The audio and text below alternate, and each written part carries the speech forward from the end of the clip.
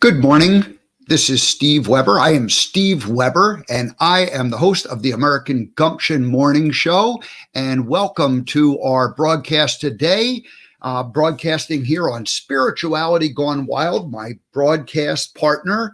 And we do the American Gumption Morning Show typically 5 days a week. We've been doing it since August, and today is show number 77.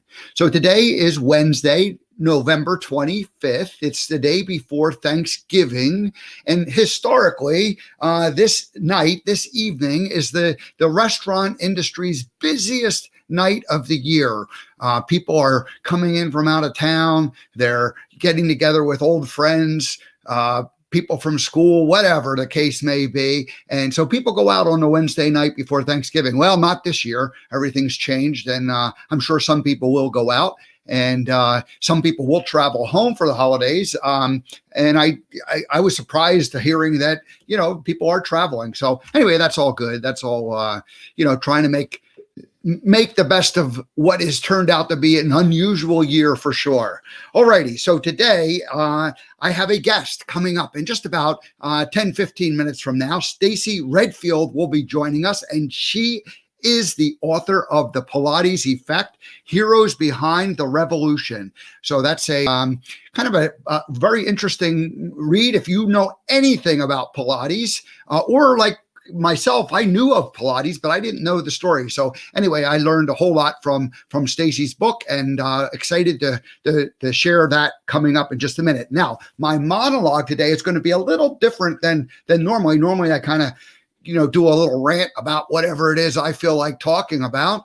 But today I'm going to lay out a little bit of I'm going to do Stacey's first chapter in the book. Who is Joe Pilates? So I'm just going to give a kind of a real quick thumbnail summary of who he is. And then when we get to Stacey, she's going to tell us about the first generation of people who studied under Joseph Pilates and really became his students and disciples, so to speak. And they were the ones who ended up making what it is, the Pilates industry, what it is today. So we'll focus on those 5 people when she comes up, and I'll just do that. Now, let me just tell you what's happening in the next couple of days, because I got five exciting shows coming up in the next week. So tomorrow is Thanksgiving, and I'm going to do a show. I'm going to do a Throwback Thursday segment. I'm going to talk about the Weber family tradition. I've got some old photos. Sister Jean ended up putting together collecting all of the photos from family get-togethers over the years. Didn't find every year, but found quite a few of the years and published them in a family book. So I'll share some of those photos, and then I'll have several of my siblings join me, and that's how we're going to celebrate Thanksgiving, since everybody's kind of in that lockdown mode. So several of my siblings will be joining me tomorrow on the Thanksgiving Day special American Gumption show. On Friday, Brian Quinn, the author of Crush Your Career, and Brian has written a book on how to get your resume together, how to get your resume read, how to get an interview after they read your resume. And so it's all about a career restart. So that's going to be a great episode this Friday. Now, Monday next week, Bridget Kornetsky. She is from Switzerland, and she is an advocate and filmmaker for elephants. Where the Elephant Sleeps is her film. And she is basically, the elephants in captivity in India is her advocacy and what she is talking about. So that's going to be very interesting. On Tuesday and Wednesday, I have 2 of the American Gumption Morning Show 2 of the spiritual. No, I'm the host of the American Gumption Morning Show. There are no other hosts. It's just me. But 2 of the other people who are part of the Spirituality Gone Wild family of entertainers and speakers and channelers and medium. So anyway, David Strickle, Stream of David, David Channels, and that's going to be on Tuesday. And then on Wednesday, Joseph Labruto, one of our newest members of Spirituality Gone Wild. He is America's most beloved medium, and he directly connects people who have lost loved ones with their loved ones. And I've been reading his book, so it's fascinating. So a lot of good things coming up. Throwback Thursday tomorrow, Thanksgiving special edition, Brian Quinn on Friday, Bridget Kornetsky, the Where the Elephant Sleeps on Monday, David Strickle on Tuesday, and Wednesday, Joseph Labruto. All righty. Now let's jump right into my my monologue. And normally I would put up the American Gumption, the American Gumption logo, but we're going to put up StaceyRedfield.com, the Pilates Effect, because I'm going to go ahead and talk about her book. Now, who is Joseph Pilates?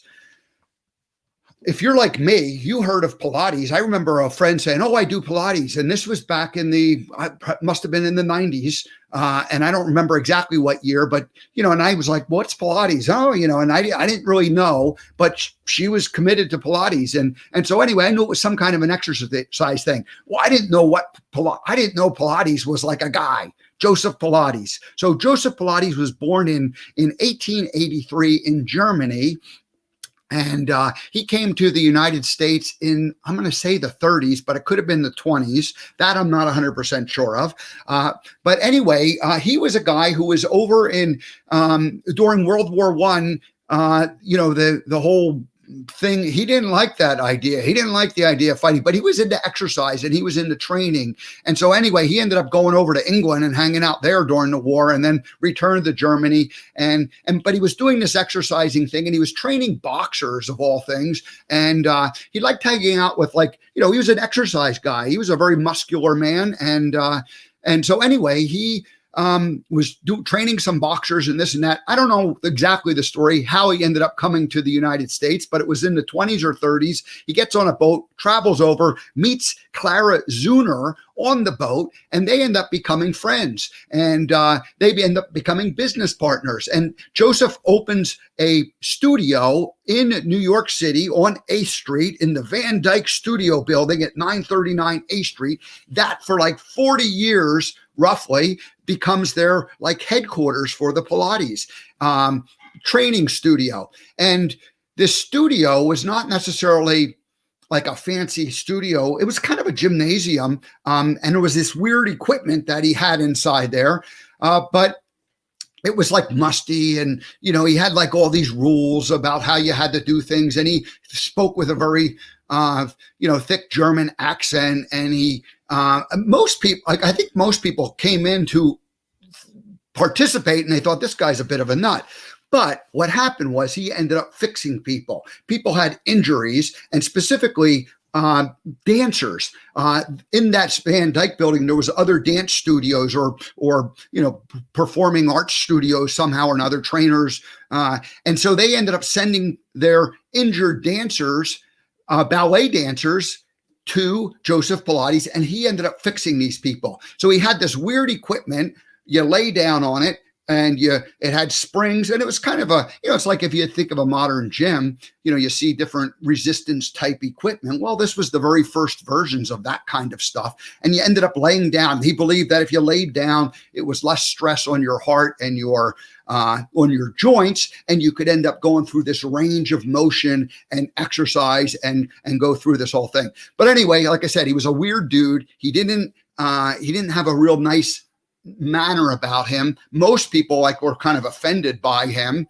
But there were people who he fixed, and these people who he fixed really became disciples of his, and they went, "Oh my gosh, this guy knows what he's doing. He's correcting people and helping them get healthy again." And dancers who couldn't dance because of a knee injury or an ankle or some kind of an injury, a couple months of working with Joseph Pilates, and they're back in shape. They got, and really it was a matter of posture, the core of your body, getting your core strength through the abdomen, through the stomach, through the, the main central part, being nice and erect in terms of, not being crooked, vertebrae and spine and leaning on one side and that whole thing and slouching. It was called, what do I have here? The method of exercise originally intended to stop people from slouching. So he had this way of kind of straightening out the body. Chiropractors probably do the same thing. Physical therapists, doctors would send them patients to fix up, but he had no medical training. And so he ended up kind of floundering that way. He couldn't really get any traction going. But some of these doctors in New York City knew of him and knew that he fixed people, but his methodology was not one that was able to be, taken out to a larger number of people, because it was just, there was no documentation to all of it. There was like weird documentation, not complete things. And I mentioned physical therapy. Physical therapy wasn't even in existence really back then. There wasn't, maybe that whole industry was just being birthed at that same time. So Pilates was almost like one of those people who laid down the foundation for physical therapy. I'm making that part up. I don't know if that's true, but I'm trying to connect some dots here. So anyway, that's, so the book, let's share the screen here. Here is Stacey's book. Look at that. The Pilates Effect, Heroes Behind the Revolution. And she has a co-author, Sarah Holmes, but Stacey is with us today, and she has written this book, and it's really about the heroes behind the revolution. And there were 5 people that she talks about in the book, and we'll mention all of their names, but we'll talk about some of them in greater detail. And it's really these heroes, these first generation of disciples who actually studied with Joseph Pilates, who ended up, really taking his principles and his idea for making your body healthy and taking it out and making it out into the public. So kind of fast forward. So this is all happening in the, around the late 30s, 40s, and then 50s, when he's really doing all his work, and he lives until 1967. So these people all studied with him in the, let's just say in the 40s, 50s, probably 40s and 50s. By the 60s, he was already, kind of at the, the end of his trail. And I mentioned that Clara Zuner was his business partner, and they, and as gruff and nasty as he was, I don't know if nasty is the right word, but as rough of a guy as he was, she was very tender and sweet, and she had a lot more business savviness about her than he did. And so anyway, but the point of all this is that for years and years and years, this business just sort of floundered, in the sense that it never really took off, other than like in New York City, and these people who came there and liked it. And then these 5 people who are chronicled in this book, The Pilates Effect, they take it and they end up kind of, continuing the work that he had done and started. And then by the 1990s, it sort of became mainstream and it explodes. And I'm trying to remember the numbers. There was probably, I don't know what it is.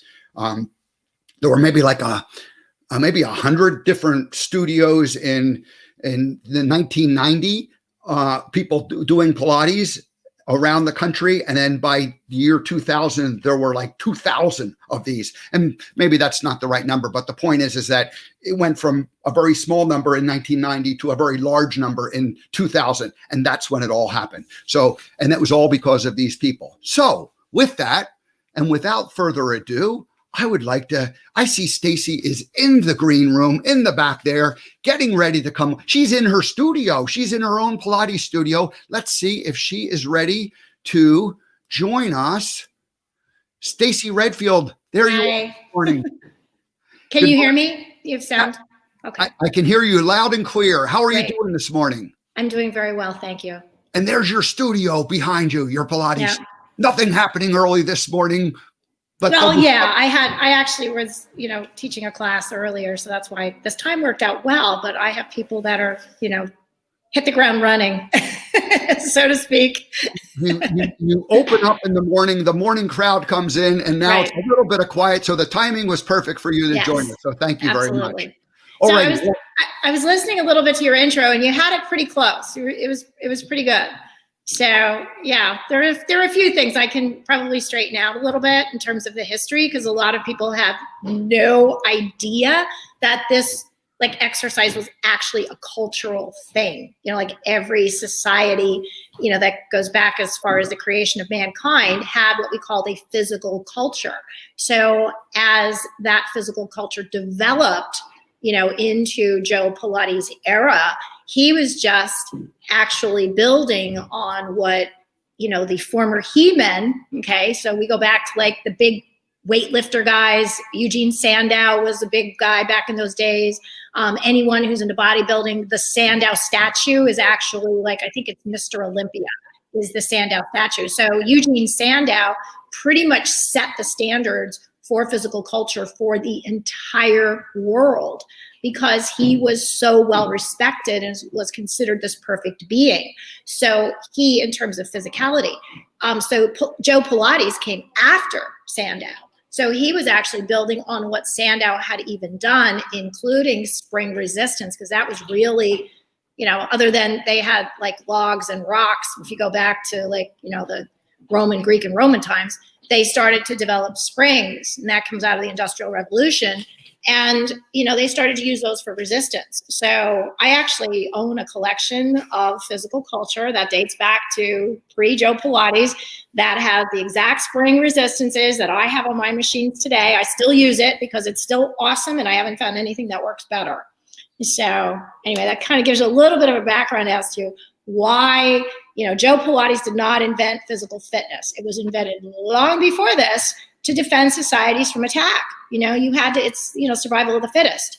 So, you know, that's why physical fitness is so important, because if you get attacked, you have to have a way to defend yourself and your country.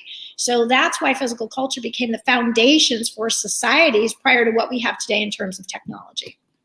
Wow. Well, I think I don't remember. Was that part in the book? Did I miss that part? No, that part. Well, you know, there's a part where when you let me just tell you, when you write a book. But stop.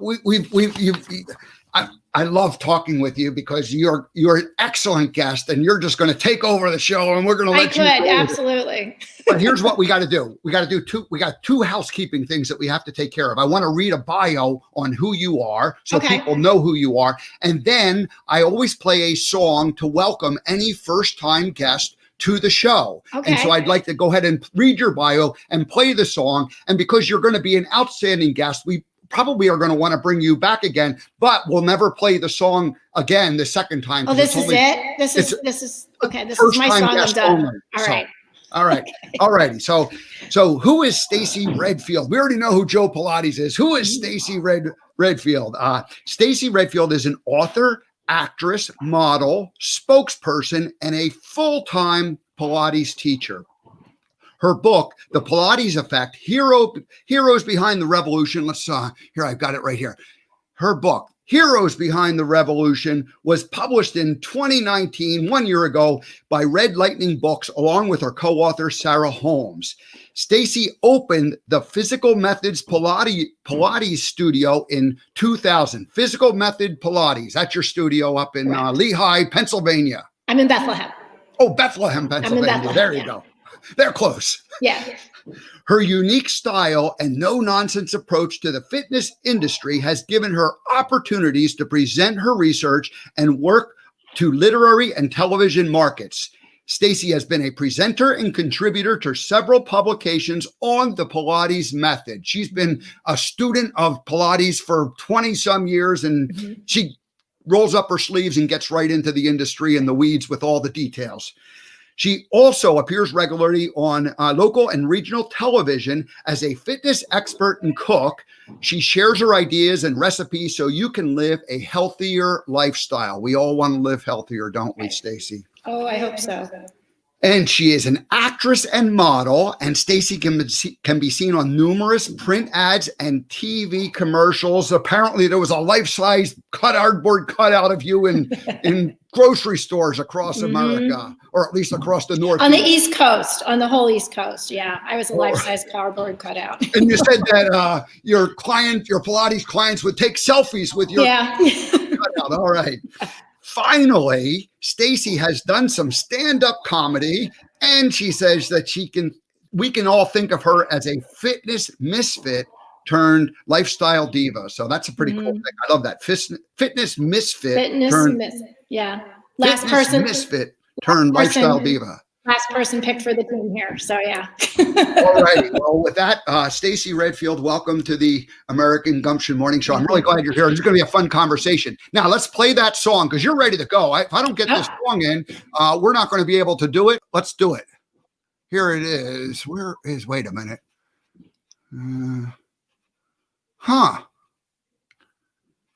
Oh, boy. I got bad news. It's somehow deleted from my playlist. So I'm looking at it. Nope, it's not here. So we're going to have to skip it. We absolutely have to bring you back again. Yeah, next time. And we'll play it the second time. So we're already breaking the rules, but that's okay. All right. That's what they're there for. So we gave a little bit of an introduction about who Joe Pilates was, and he was kind of, like I said, this kind of a little bit of an odd fella who but he got results, and specifically injured dancers went to him. New York City ballet, and he just fixed people up. And then you ended up like writing this book with Sarah about really the first generation of students that he had who just like loved the man. They probably had like a bit of a love-hate relationship, but they loved the guy because it just worked, and they loved what he taught. And then they ended up becoming, the disciples and going out there and doing it themselves. Is there anything else in that part of the story that we need to talk about before we get into some of those stories? Well, and you're right. I mean, Joe Pilates did not come to America to work specifically with dancers. I mean, he arrived in the United States in 1925. He wanted to get out of Germany because it was after World War I, and the economy in Germany, anyone who knows about the history of World War I, the German economy was completely destroyed. So boxing had become a new sport in Germany. Prior to World War I, boxing was actually outlawed in Germany because it was considered too violent. So it was more of an underground network. Joe Pilates was a prisoner of war during World War I on the Isle of Man, and that's where he learned about boxing. So they learned it from the English. They were the most developed in terms of the sport of boxing. I mean, you can go back to Olympic records and you can see exactly, because it was an Olympic sport that's very well documented, that you can see exactly when Germany entered the field of boxing for the Olympics. The United States and England were much more developed. So when Joe came back from war, he was very knowledgeable in the sport of boxing. So he was there for 5 years. He was interned for 5 years. So he picked it up. It wasn't like a prison camp like you see, it was more like a Hogan's Heroes type of thing, I guess. They had some privileges on the Isle of Man as where he was. So it was a little bit more not so primitive. I mean, there were parts of it that were ugly, but he was pretty much in a very well-developed part of the camp. So he had some privileges. So he actually learned to referee boxing matches. When he came back to Germany, he had that opportunity to work with a very well-known promoter, Arthur Bulow, who actually was responsible for Max Schmeling. So they were so that's where the connection came. There's a lot of misconceptions on that Joe Pilates actually trained these boxers, but he really didn't. He didn't come to America to train dancers. It just happened that way. The only reason why was because when he gets to the United States, he has this opportunity that, to work here, he thought with boxers, but Germans had no foothold in the industry. So the Americans were not going to take a German as a boxing coach because that wasn't going to work for them. They wanted people from England. They wanted people from America. America was way more developed in physical culture than Germany was. So he ended up working with businessmen. So he had like John Philip Sousa was a client of Joe Pilates. James Lipton was a client of Joe Pilates. you had these incredible celebrities and like the founder of Goldman Sachs, these people that founded the department stores in New York City, the very, very wealthy, came to Joe Pilates. So, he was the only help or defense or rebuilding of people who had car accidents and, things along those lines. So as societies developed and more people drove, there were more accidents and there was really no physical therapy for them. So the wealthier people came to Joe. Okay, so that's how it all started. He went to dancers next because if you know your history, Joe came to the United States in 1925, and he couldn't open his studio right away because, one, he was not an American citizen. Okay, so that was a big thing. You couldn't open or own a business in this country unless you had applied for citizenship, which he did. But so he didn't really open a studio until about 1929. Not a great time to get into business. No. Yeah, not a great time to get into business. So, the stock market crashed. He lost a lot of his clientele at that point, and there really wasn't much happening. So he only had this very small smattering of clients that could afford to come to him at that time. It was $5 a session to see Joe. That was a lot of money at that time. Right. So he had pretty much, needed to develop this following. Now they still had Broadway. Okay. So Broadway was still going and there were injuries on Broadway. So there were issues where people were starting to come into him because they really didn't have anything else. So these people who are injured come there and he ends up kind of developing a following. And yet he still had this love for kind of the big, muscular men type of thing. And yet these little petite are coming and joining him. And so it's kind of like, he's like, yeah, sure, I'll fix you. But, it wasn't like it was his passion. Oh, no, he did not like working with dancers at all. That's a big misconception. He thought that dancers distorted his work because in dancing, it's all about the choreography and the movement and making the movement beautiful. And Joe was he was a German. They were very strict, very methodical, very, soldier-like in how they moved. So it was a stiffer movement. So his exercises, first of all, they were very difficult. The spring resistance that I have today is so much less than what I trained on. When I actually did my Pilates training, I worked on some of the original machines that Joe Pilates had invented. They were hard. You couldn't move them. So they were really made for men. Pilates was not designed for women. It was adopted by women and became more popular among women, but it was really something that was developed for men. And the key reason why, and I can share this because this is very relevant to what we have today, is at that time in history when, people were going to war, there was a lot of war happening at that time and, for a variety of reasons. And Joe Pilates knew that after World War I that there was going to be a rematch. So they knew already that World War II was going to be brewing shortly after World War I. So at some point, the countries were going to go back to war again. And they didn't have enough men fit to enlist. There were so many men that were failing the entrance exams, physical exams for the military. And they were failing just physical fitness exams in general. So, and the physical fitness exams at that time in history, that was developed by Harvard Medical, developed our first fitness tests. And it was like almost 100 points that were looked at. Today, it's like a handful of things. They check your heart, they check your lungs, can you touch your toes and you're on your way. So at that point, they were a lot more thorough in their physical exams. Posture was one of them. So when you hear men got turned down from the military because of flat feet, well, that tells you that there's a problem with the hips. So, in the Pilates industry, when I look at someone with flat feet, I'm like, problem with the hips. So, that's why they were turned down for military service. So a lot of what Joe was doing was preparing men to be physically fit enough to pass the physical fitness entrance exams to join the military. So same thing we have today. We have a lot of men that fail the test because they're not, we have an obesity. Now we have an obesity issue. So it's kind of going on the opposite side, but they were physically unfit to join the military.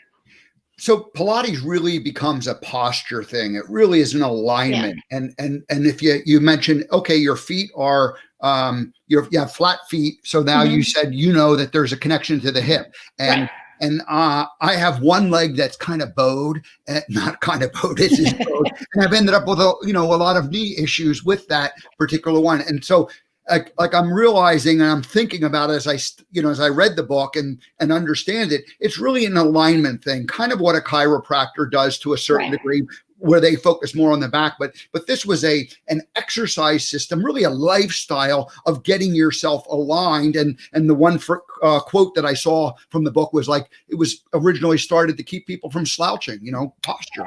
Well, it is by definition corrective exercise. So what Pilates is designed to do is to correct the posture based on stuff you do. If you play golf, if you play any sports, if you walk, if you run, any of those things put impact on the body. So it puts impact on the structure. So Pilates is like your maintenance program. It's like, your house needs to be maintained. And so if that works right, your car needs to be maintained so that it works properly. Your body needs to be maintained too. So the misconception that we have today is that running is really good for you. It's terrible for you. People's knees, hips, back, all these things go on. People have heart attacks running and they wonder why. I'm like, well, it's kind of a stress test. You go out and run your heart, and then if it doesn't like it, that's a heck of a way to find out is the middle of 5K that your heart really isn't strong enough to be doing that. So, these are things that we don't even take into consideration. We're just told to go out and run. It's like, no, it's not really that good for you. So, I mean, you can even go back historically when aerobic exercise was first introduced, which is like late 60s, early 70s. It didn't really boom until the 70s when Jane Fonda picked it up. But, it was first introduced to the medical community. And the first evaluation of aerobic exercise is that it's too much stress on the heart and it's going to be bad for the knees. Yeah. And 10 years later, people had knee problems, back problems, and it was from that type of exercise. It is a lot of stress. Any upright movement, whether you're walking or running, has some impact to the structure. I always say 80% of your body weight is above your hips. That's a lot less. So your legs have to be strong enough to support that 80%. So, that's why Pilates was developed in a reclining position, was because it took all of the stress off of the structure itself, definitely took stress off of the heart, and you still have gravity that holds the body onto the equipment, in this case called the reformer, because it reforms the body. So it was brilliant on how these things were invented and still applicable today. I still cannot find a single machine that has been developed after Joe Pilates invented the reformer that even comes close to what this machine can do for the body. There's a couple of, let me share the screen again. Let's see here. And here is his original studio back in the 1940s. And this is a picture from your book. Yes. But you can see those the reformers that we're seeing late? Those are the reformers. Now, it's interesting, as I actually share in the book some of the original drawings of the patents. That machine is very interesting because that was not the machine that Joe Pilates patented. The machine that he patented was only to work the legs. And reason being is World War I was a trench war. So it was a horrific trench war, if anyone knows that. I mean, these men sat crouched in foxholes for years. I mean, basically in mud and rain and whatever. And so their legs were incredibly weak. So Joe, when he came back from war, was helping to rehabilitate these men that had, all kinds of leg issues from being crouched in those positions. So he only developed a machine that focused mainly on the lower extremities. When he tried to patent that machine in America, because you have to patent in separate countries, he patented that machine in Germany. America, well, physical culture in America was booming. We were so far advanced that he had to go back to the drawing board and redesign his machine. So the machine that we have today has no patent on it. He never patented it because there was no point. It was not cheap to file a patent. It's much cheaper then than it is today. But when he filed his patent, there was no reason, to make that machine anymore. It wasn't applicable. So, that's the machine that we have today that actually works the entire body. So he actually did that with his brother. He came to America and went to St. Louis, where his brother had already settled, and they together designed that machine that we have today. here is the, this is now this looks like kind of the current one that you used. That is today. the current one. Yeah. Correct. And this was again from your book, but it basically is something that you lay down on, and it has some kind of sliding mechanisms, and it has some kind of spring resistance. And so you're essentially working your legs, but you're going through a very specific range of motion that is helping to strengthen the muscles that will then get you in alignment. Is that correct? Correct. And you're also at the same time correcting a lot of the imbalances in the body. So a lot of times people will come in and say, oh, my one leg is longer than the other. No, probably not. That very, very rarely does that happen. I mean, it's a case of something's off in the ascending structure that's creating that imbalance. So we have to look up. Typically it's in the back, because that's where all the action is. You have a lot more mobility in the spine. You have 26 joints up there to screw up. So you only have 2 in the leg. So probably not. You don't have that many. I should say there's 3, because you have a long bone and then 2 down in the shin area. But for the most part, you don't have many places to screw up. But above that, all kinds of things. So if you shift your weight to one side of the posture, one hip more than the other, you got one leg shorter than the other. Most golfers, one leg shorter than the other. Tennis player, one leg shorter than the other, because of the mobility required for that sport in order to, achieve any level of success. So they end up overcompensating on one side of their body, which allows them to perform some type of an activity that lets them excel in their sport, but it ends up causing a twist or an imbalance. Yeah. I always say the more active you are in the activities that you enjoy doing, the more Pilates you need to fix that. We talked a couple of weeks ago, kind of just as a, just sort of an overview of the whole thing. And your studio has been going on for 20 years now. And yet you were not a dancer. So you didn't have an injury that way. How was it that you got involved? And then your skills, I know at the beginning aren't what they are today. At what point did that whole connection happen in your mind where you can look at a person and just, kind of instantly or very quickly evaluate them and see what it is that's going on? I mean, how did that happen for you? Let's see. I mean, I originally got into Pilates because I saw an opportunity to make money, to be honest. I mean, I was a fitness. Yeah. I mean, I was a gym rat for many years. So I was a hardcore bodybuilder, and, I worked out, twice a day, and I did all these things. I hung upside down and, did sit-ups with plates in my chest, and I did all those things. And I had injured myself. So when I had my children, I had gotten married, had kids, and I thought, oh, I'm going to be awesome. They tell you how, your body bounces back if you work out through your whole pregnancy. Well, that did not happen to me. I'm like, wow.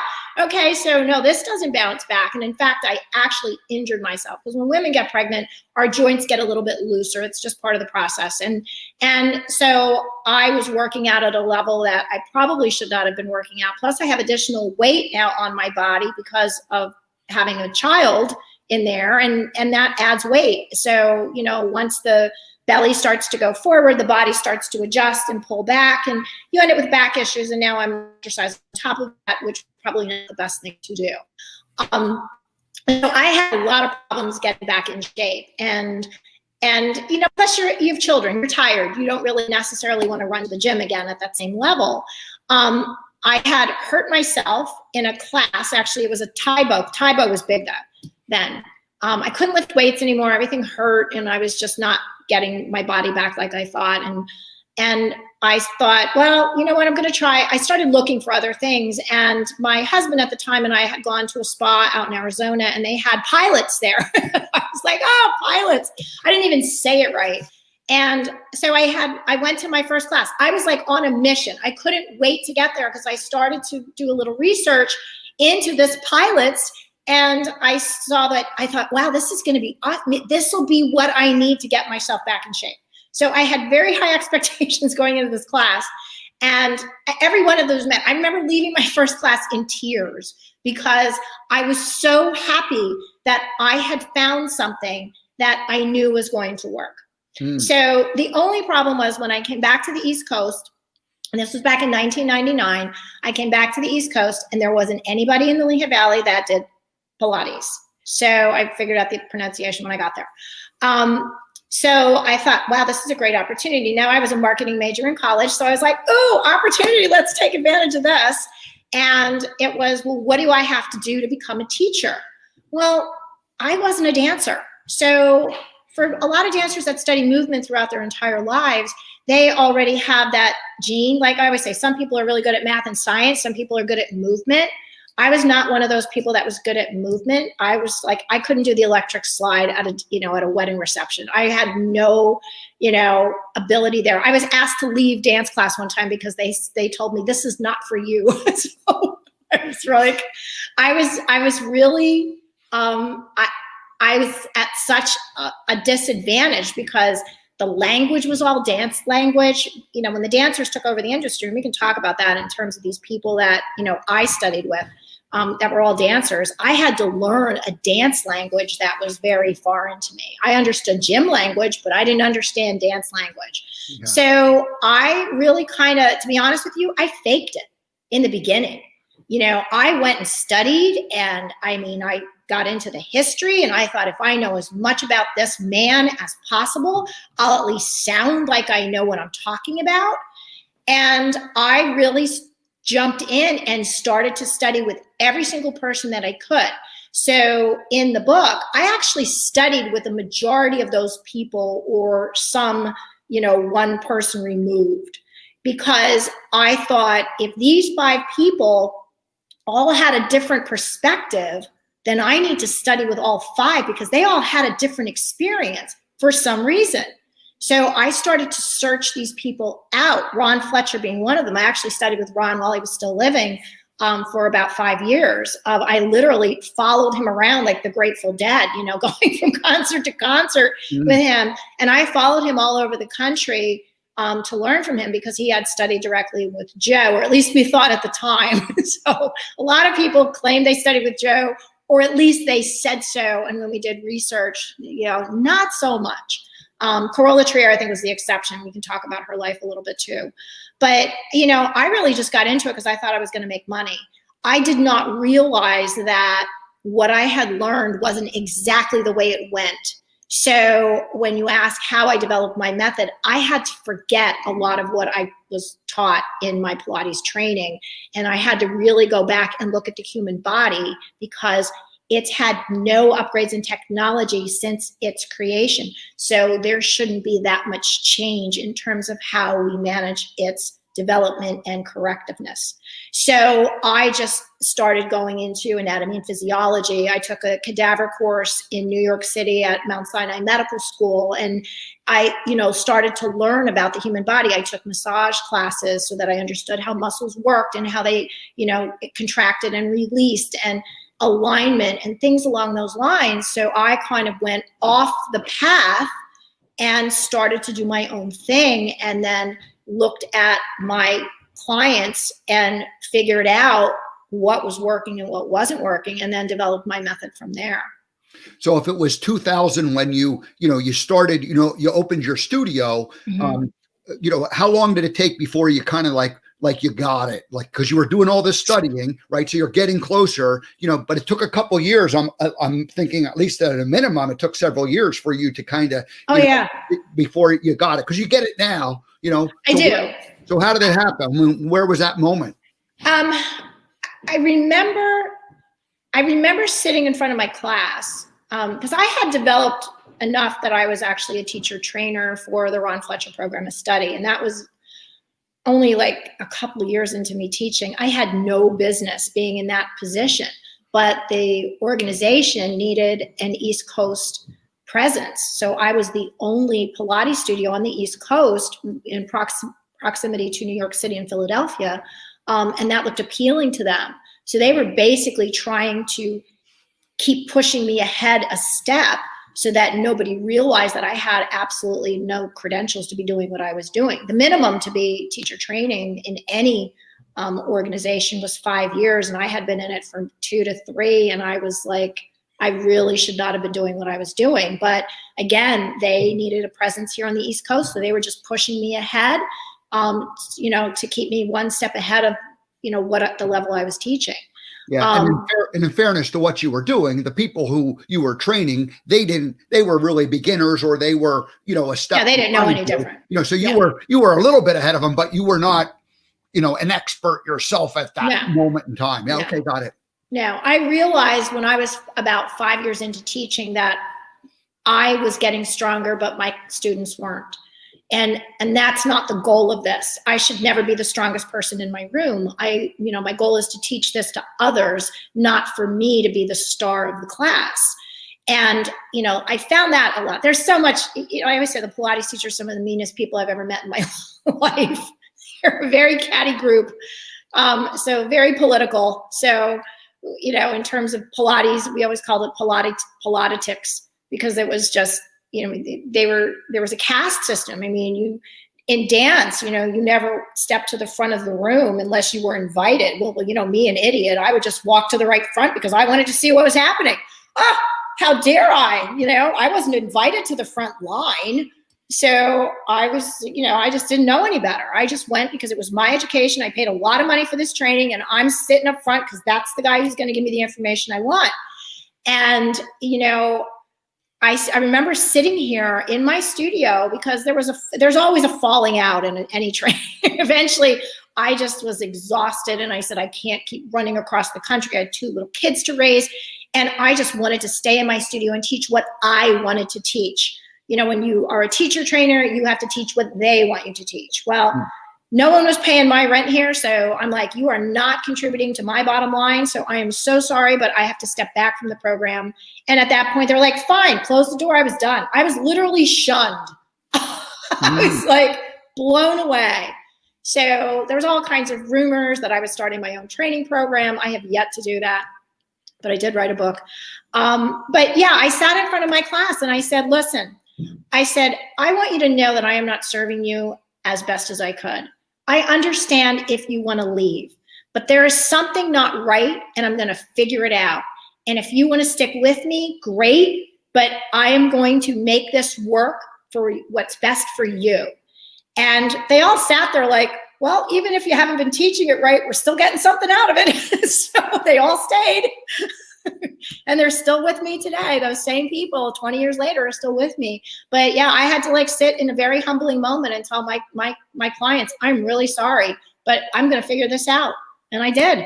So it took me, I always say it took me 10 years to figure out what to do with my head, because that was the hardest part, is how to get your neck to develop properly. But it took me a good, I would say 6 years, 7 years, and it just kept going. And then I had that one eureka moment where I went, oh my God, this all works from, one particular part of the body. And that's what I developed my method from. So once I figured it out, because I always said Joe Pilates was a man, how hard could this be? If he could figure it out, women should be all over it. Why not? No offense to men, but I mean, you guys are pretty basic, But when I give an exercise, if I'm working with a man and I say straighten your arm, they straighten your arm. If I say that to a woman, they're like, well, how would you like me to straighten it? Do you want me to turn it? Should I be wearing a long sleeve? Should it be short sleeve? What color should I have? I mean, they go through this list of questions like, just straighten your arm. They ask me all this stuff. Men, basic. 3 words, you lose them. Anything past 3 words, they're done. Women, you need to set it up. So you somewhere around 2005, you stopped with the Ron Fletcher program and training people, and then you just started focusing on your clients, and then after maybe another couple of years of that, it kind of sunk in terms of you saw the whole body alignment, and you said you were taking cadaver classes and physiology, and so it wasn't like you were just, there wasn't actually one moment, it was cumulative, but is that what you've done then primarily the last 15 years, is just work with your clients in your studio as far as the Pilates go, or had you done any other national trainings? I haven't done, I actually did no training after a certain point, because once I started, I would go to the conferences every year. We have the Pilates Method Alliance as our national trade organization. I am not a member. I was at one point, and then realized that they really were not doing anything in terms of supporting the history of this method. The history was wrong. I mean, as we spoke earlier, is I was the whistleblower for the industry because I was the one who uncovered all of the history that people had been lying about for years. I mean, this was all about marketing. They made up this life of Joe Pilates and put him on this pedestal, and he was kind of a jerk. He was not. I mean, after I got done doing my research on Joe Pilates, I didn't like him at all. And I had to sit here, like, as a Pilates teacher, I mean, I was so criticized for that. How can you not like him? It's like, hey, just because I have, Pilates teacher on my business card doesn't mean I have to like the man who developed it. But I respect for what he did, and I take what, that information that he, reluctantly left behind because, Joe Pilates was not responsible for what we have today in terms of Pilates. It would have died with Joe. I mean, it was the people who stepped forward and said, you know what, this is really good. We didn't necessarily like Joe, but we're taking this method and we're keeping it because of what it does for us. But, people just didn't understand, like, why would I possibly do that? So, it was my research that continued to help me uncover what exactly this was all about. And then I started following that path line in terms of developing what it is that I teach. You're a bit of a rebel. A bit. I'm being nice. Thank you. And within the industry, you're a bit of a troublemaker within the industry. A little bit. I've been shut down. I've been shut down out of so many forums, Pilates forums, for actually speaking the truth because people were really upset with this, especially the different organizations. And like I said, everybody wanted to be number one.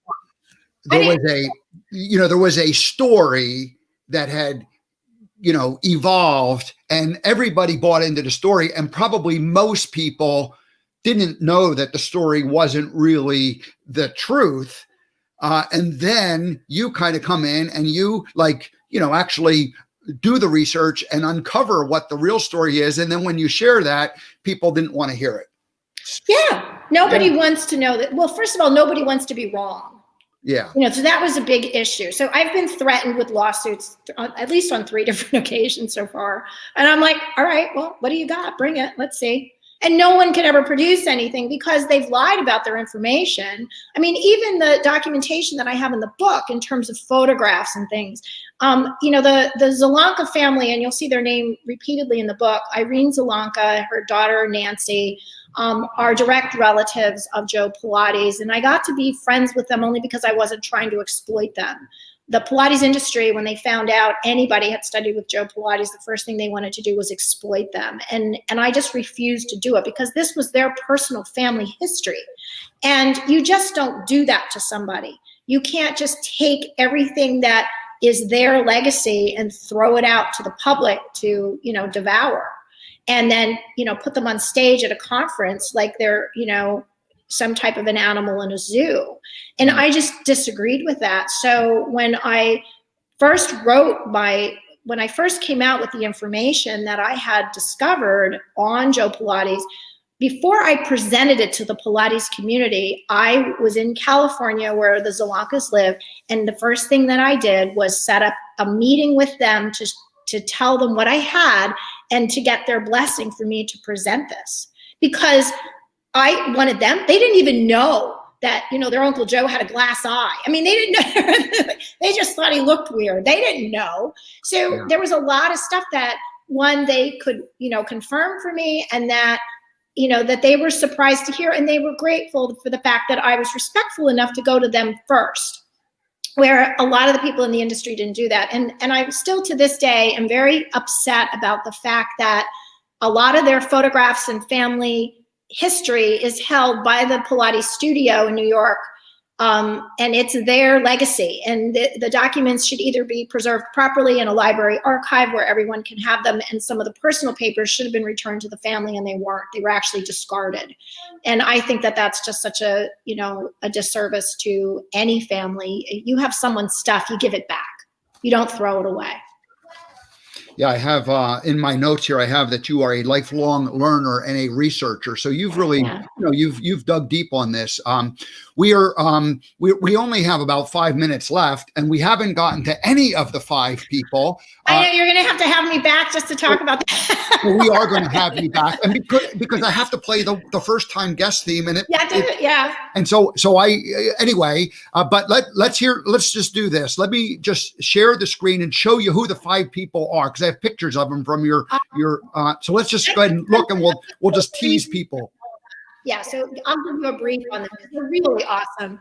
I mean, the woman who's in the middle there is Eve Gentry, and Eve Gentry came to Joe Pilates as a dancer. She was an injured dancer, and she danced with Hanya Holm in the very first company. Hanya Holm was a very famous choreographer in New York City, Martha Graham in that particular era. She was injured, came to Joe. She studied with him for most of her life after that. She developed breast cancer and had a radical mastectomy just on the one breast. But at that time, they took everything, the muscles included. And so it stopped her from dancing. So she went back to Joe and he said, we'll fix you. And that picture right there is after her breast surgery, for her to be able to get her arms over her head, which was absolutely unheard of at that time. So doctors were like, couldn't understand how that could happen because that was something that they had never seen before. Yeah. So, yeah. We're going to keep going just because. Yeah, keep going. Yeah, I know we're almost out here. So now this is a picture from 1995, and this is Romana. Tell us about Romana. This is Romana Krajnowska, who became the diva of the Pilates industry. Nobody would take over the studio after Joe died. They finally got to Romana, and they had to pretty much beg her to do it. They had to pay her a lot. She had to be bribed a bit to take it. But she thought teaching Pilates was going to be beneath her. So she really had some issues there. But she was given the title of the heir to the Pilates method. We can talk about that's a whole show on that scandal. That's a whole show. Good. That's a whole show. Now, Carola Trier. Carola Trier was interred in Gers during World War II. On there. Look at the picture. She's wearing roller skates. Yeah, she's a roller skating contortionist. You can't make that up. But vaudeville was very big in Europe at that time. And she was a German Jew and was captured and held in a concentration camp for a very short period of time, and then came to America, injured herself, and she roller skated off the front of the stage at Radio City Music Hall and ended up going to Joe. She ends up taking on the role of opening the first Pilates studio as a woman, in business in New York City. And I actually studied with one of her teachers. Excellent. She had died at the time that I started. And this picture shows Carola as she's, kind of post roller skating days, in her studio. And I remembered reading in your book that Joe, when she first went to Joe, because she was a contortionist, she had like an infinite range of motion. Oh yeah. And Joe was kind of blown away and he didn't like it because it's like there was nothing for him to work with because the boundaries were completely all wiped out. Yeah. She ended up becoming his longest protege for years. She studied with Joe. Kathy Grant was a Black woman in the 1950s. Unbelievable story on how she danced. I mean, she was so talented. I can't even. So talented. But yeah, she really campaigned for civil rights. I mean, she was right in the heart of the civil rights movement and talks about the discrimination. So her whole chapter is about her discrimination as a Black woman in the 50s and how she took over the Bendel's studio. Joe Pilates had a satellite studio at Bendel's, very fancy department store where all the wealthy white women went. And Kathy Grant ran that studio, and she was awesome. Awesome. You never looked at Kathy and said Black woman ever. Yeah. I mean, she was just, I had the privilege of studying with her. She was amazing. This is Ron Fletcher. I did study with Ron. Gay alcoholic. I mean, you can't make some of this stuff up, but he was one of the top choreographers in the country. The Vegas showgirl that we know of today is because of Ron Fletcher. He started that trend of the feathers and the topless and that whole French, type of style of dancing in Vegas. Goldie Hawn actually was one of his had auditioned for him at one point. There's a whole story of the celebrities that Ron worked with. But yeah, unbelievable man. And I had such a privilege of working with him. I miss him. He's passed on, but he was just incredible. Very talented man. So we did not get into any of the stories. I'm so sorry. We will come back and we will do that. And I thought we were going to do all 5 stories. Oh my God. You know what? I think in all honesty, we could do a show on each story because of the impact that they had. I mean, I could obviously pull them into, a 45-minute time span, but there's so much about Pilates that, in terms of how it's applicable today, that is the reason why the book is there. It's not necessarily, to highlight their lives, but it's to give the stories of the impact that people had, that this method was so profound for them in terms of how it affected their body, that they felt it was important enough to pass it forward. And I am now taking on that role of passing it forward. So this book was dedicated to every single Pilates teacher who's had the balls to get out there and say, this is what we need, and we need to continue to carry it forward. So, that's really what this book is about. I love the idea that that people find what their purpose or what their destiny is, and then they cannot not go do it. They cannot not go do it. And it seemed like every one of these people could not carry on what Joe had taught them. Yeah. And now, you're like the second or third generation of an instructor, and you've, brought this whole other, story to what is, a phenomenal story that for 50 years, it kind of just languished and and it was just this like small little group. And then, and probably because of Ron more than anybody else, it exploded into a worldwide phenomena because he brought the Hollywood part to it. But anyway, we will have to get back into it next time in terms of. I would love to. I would love to talk more. Well, obviously, that I can talk about this, but in terms of history, but always keep in mind, when I first started teaching back in 2000, it was very hard to find Pilates studios outside of New York City, Santa Fe, New Mexico, and Los Angeles. And today you can go to any country, anywhere in the world, and find a Pilates studios. Yeah. Anywhere. Really, and that's only 25, 30 years. Exactly. It's really incredible that this happened. For 50 years, it just like no traction. And then boom, it just exploded. So anyway, thank you for bringing us this story, and we will, I promise we will bring you back. We'll find a time for you to join us again. And Absolutely. I look forward to it because this is, I do too. There's so much to talk about because like I said, we get into, there was a lawsuit. There's so much within that 200 pages that, of course, when you publish, they edit the crap out of everything you write. So you don't get to actually tell it. So thank you so much for giving me this forum to be able to share. I loved reading the book, and I thought it was very well written. And it was, I've read a lot. And so some books you kind of like, not so much. This was great. You did a great job with it. I encourage you. Go to Stacey's, StaceyRedfield.com, and you can learn all about her, and you can take a picture of them and then post the cardboard full-size image at the grocery store if you cut a deal with her agent. Yeah. Thank you so much, Steve. I really appreciate it. Thank you so much for your time. I really Great. Thanks for joining us this morning. Anytime. Alrighty, well, that was lots of fun, and I wasn't sure how much we were going to get into it, but we really laid a foundation for what Stacey's story is and has been, and what brought her to here today. And so we'll just continue next time. We'll continue the story as far as what the rest of these other heroes who made it, because they all have fascinating stories themselves. So we'll invite her back and we'll continue the conversation. Now, tomorrow, I am going to do a Thanksgiving special show, and I'm going to talk about the Weber family traditions. My sister Jean put together, collected all of the Thanksgiving photos from, back into the 50s. And so I'll share a few of the photos. We're not going to go through all of them, but just how that history. And then I'll have several of my siblings join me. And so it'll be a little bit of a family affair tomorrow. On Friday, Brian Quinn, author of Crush Your Career. If you are in a transitional moment of your career, you want to listen on Friday, because Brian has a little roadmap on how to make a resume and how to get it out there and how to get an interview and then how to get a job. And Monday, Bridget Kornetsky.